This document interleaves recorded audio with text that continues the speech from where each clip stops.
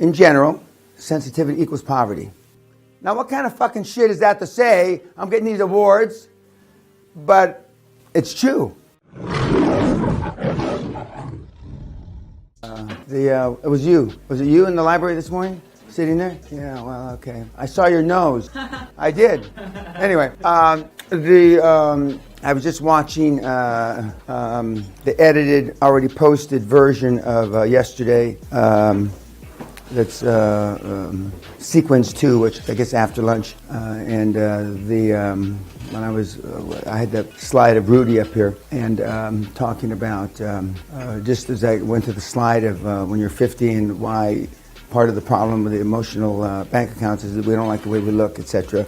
And contrary to what your parents said, you were cute, you're fucking ugly. Most of you were born ugly. All the little babies, they look kind of cute, but that's the end of it. When they, babies are all right. But then, anyway, when they get older, that's the problems. Of course, I had some of the YouTubers commenting on some of the things that I said about being ugly and etc. And I think when I asked why don't people tell you things like that, and I think Leonard said, you move one seat, Leonard, you trying to trick fuck me here? See?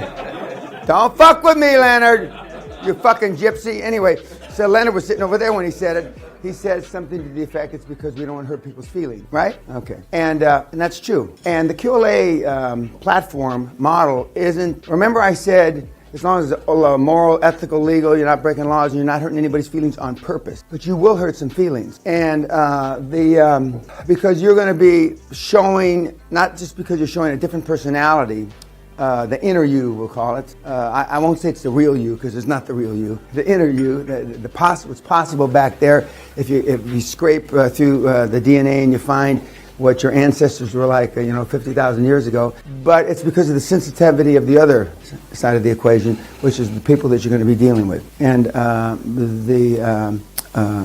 in general, sensitivity equals poverty.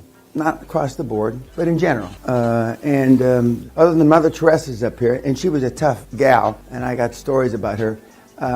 And you could say Christ and maybe Buddha, and I don't know who Buddha is or was, or I don't know if he was tough or not. But in general, sensitivity equals poverty, and that's for some of you the way you were raised. That's harsh. That's a harsh thing, especially vis-a-vis the educational system now. When I say that around my daughter says that's harsh, and that's not. You're in the front today, so I can get right a hold of you.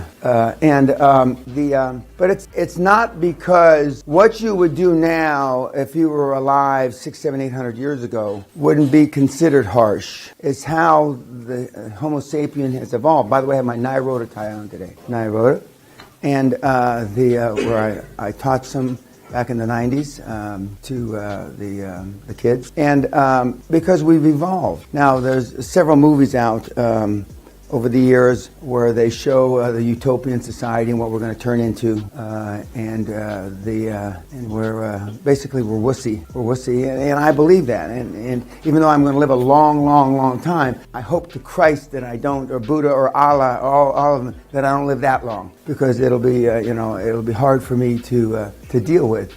Although I suspect I'll be taking everybody's money. I suspect. And my disciples will be, the reason I have a picture, one of the reasons I have a picture of Christ with his disciples, where is he? Right over there. Is that him? Yeah.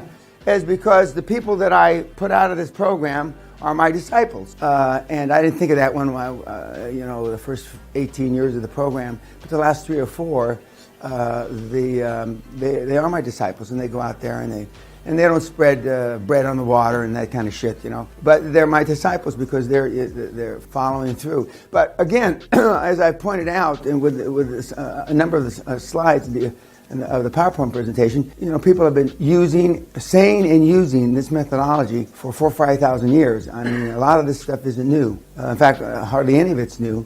And arguably, none of it's new. Last night you went out to dinner again.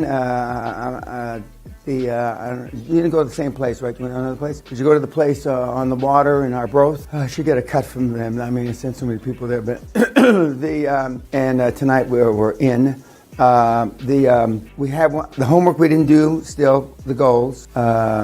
We're going to do that after we get off the YouTube. And yesterday I cried when I was talking about Al Martinez because he gave me my first international exposure, front page of the LA Times. And the point is, and the reason why I have a very difficult time talking about it, is I tried to reach out to him several times over 30 years. And he was always too busy. I wasn't always too busy, but he was always too busy. Of course, he had 3 Pulitzer Prizes. He was a big fucking hitter, big writer, and he became very successful in the literary world. And then towards the end of his life, about a year ago, because of my 70th birthday, I started trying to contact him, and I did. And I didn't know he was sick. And and then as the letter or the email or the letter he sent me indicated, said nice things about me, and I was going to pay for him to come to see me. And then we missed each other once in Los Angeles because he lives right outside Los Angeles, and then he's dead. And then nothing I can do about it. Well, I don't know if there's anything he can do about it, but there's nothing you can do. And when I tell people that life is short, although he lived a long time. He was 85 or 86 or 87. Life is short. And all the things that we put off to tomorrow, we always assume, and especially the young kids, there's going to be a tomorrow, and quite often there isn't a tomorrow. And that's why I say, with this program, and I've done it with my life before I coined the QLA phrase, is that you do it today. You don't put off to tomorrow, and that's why I like so much Sam Walton's sundown rule, that you clear everything that you're doing that day. And but now it's past sundown. And now, although I went to bed pretty early last night, I cleared my emails, or I told somebody to tell somebody that I would be getting back to him this weekend. But do the stuff. It's like when Chris was on the phone yesterday explaining how he's a pretty polished salesman, He's slicker now than he was 6 months ago, but he's fairly slick. He looked at the phone for 20 minutes and couldn't pick it up. Now, I looked around the room, and I was standing back here in the corner at you guys when he was saying that, and almost everybody in this in this room could relate to that. Some related more, some related less, but everybody, even the guys that think they can just pick up the phone like this, you could all relate. It was one of the few things that everybody in the room related to at the same time. And as from 2 days before that, when Tony was saying, the fear he had when he left here is he couldn't get the board. He couldn't get the board members. He couldn't do it. And he's not as polished as Chris. He's financially very polished because that's the business he's in as an investment banker. So it's all right to feel that. And for those of you that think that you're trying to pretend that it doesn't exist, you'll have a harder time because it does exist. And then that's why I related the story when I made the cold call that I hadn't made in a long, long time in front of all the Goldman Sachs guys. And I'm thinking, I didn't hesitate. But I'm thinking, and it all happened in a second, I'm picking up the phone. What if this fucker, I can't get through? But I did. So we all have the same indecision. My indecision is it's microscopic if it exists at all. Your indecision will be a lot greater. You'll be a lot greater. And one of the kids that came in April, who's a guy 6'7", 6'8", he's a college student. He's an imposing guy. And I told him to get a job in direct sales, and he's finding it easy because when you're 6'8" and you're looking down, he's doing door to door, and they're going, "Oh yeah, how many do you want me to buy?" And I surmised that would happen, and so now his confidence is, it's pretty extraordinary, and he's only been doing it, 6-7 weeks, and that's why I say Toastmasters, the Dale Carnegie sales class, and some sort of sales job really is good. Now too much sales is done by email. I don't know if they sell by text. I don't know that. Nobody's ever tried to. That's not really true. I get texts from the phone company in Asia that they're trying to, when they have a special program. So I guess they do sell by text now. But that's about the only one. But I mean, too much of the sales process has taken the interpersonal part of it out. And that's why the millennials and the newer generations have trouble face to face because they have no experience in it.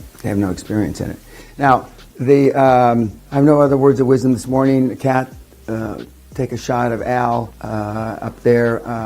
but that article changed my life. It still does. Now I told him it's going to change your life, Al. We're going to win a Pulitzer Prize. We did. Okay. Brian Rose, I'm going to change your life. I did. Howard Morgan, who painted my painting, I'm going to change your life. It did. Now I can go. Of course, now I just expect to change the life. Arguably, when I said it flapping my big mouth when I was young, I was flapping my big mouth because I was young. And a good thing to close on, when I got awarded being a distinguished alumni where I went to school, they interviewed Dr. Shirley Teeter, who was the dean of the School of Business. And so they put the microphone. This is the same place that my dad made the other comments. Dr. Teeter, you know Mr. Peña a long time. He says, what have you seen change since his student days till now? She looked right in the camera and said, only one thing. His accomplishments have caught up with his big mouth. Now, what kind of fucking shit is that to say? I'm getting these awards, but it's true. My accomplishments did catch up with my big mouth. And you've been taught not to have a big mouth, because if you say I'm going to do such and such and then you don't do it, the stigma of failure will be too great, and their feelings will be hurt, Alexander.